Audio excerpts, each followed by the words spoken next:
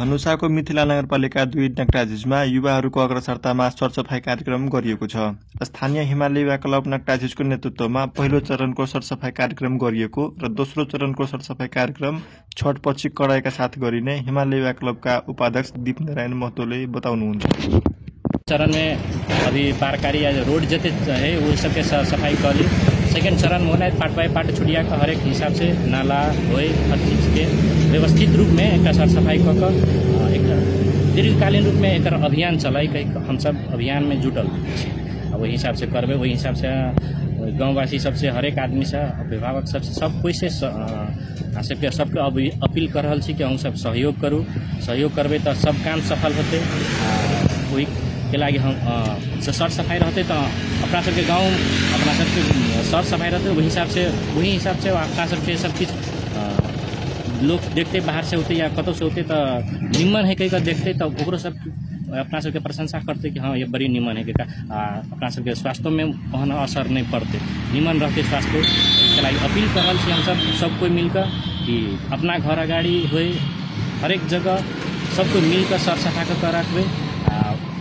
पहिल चरण के सरसफाई कार्यक्रम भ रहा है। दोसर चरण के सरसफाई कार्यक्रम कहिया से हेतै आ कोन तरीका से हेतै?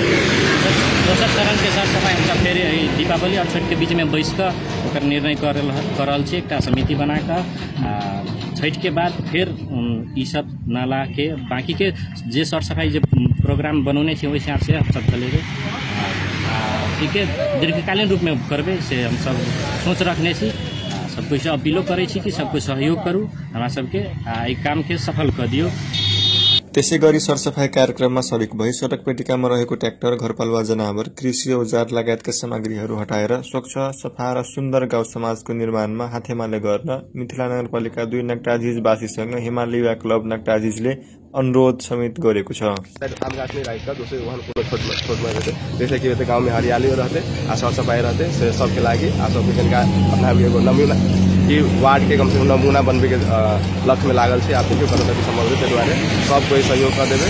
कहे हम अपन अपील है सबसे हिमालय क्लब के तरफ से अनुरोध करे। जेनजी आन्दोलनमा युवाहरूको सक्रियताले देशमा ल्याएको आमूल परिवर्तनका कारण गाउँघरका युवाहरूमा चेतना जागेको र आफ्नो गाउँ आफै बनाऊ उद्देश्यले सरसफाई जस्ता कार्यक्रमहरू गरेर सकारात्मक सन्देश दिन धनुषाका बटेश्वर, सफी, महेन्द्रनगर, ढल्केवर, लक्ष्मीनिवास लगायतका ठाउँहरूमा युवाहरूले सक्रियता देखाएका छन्।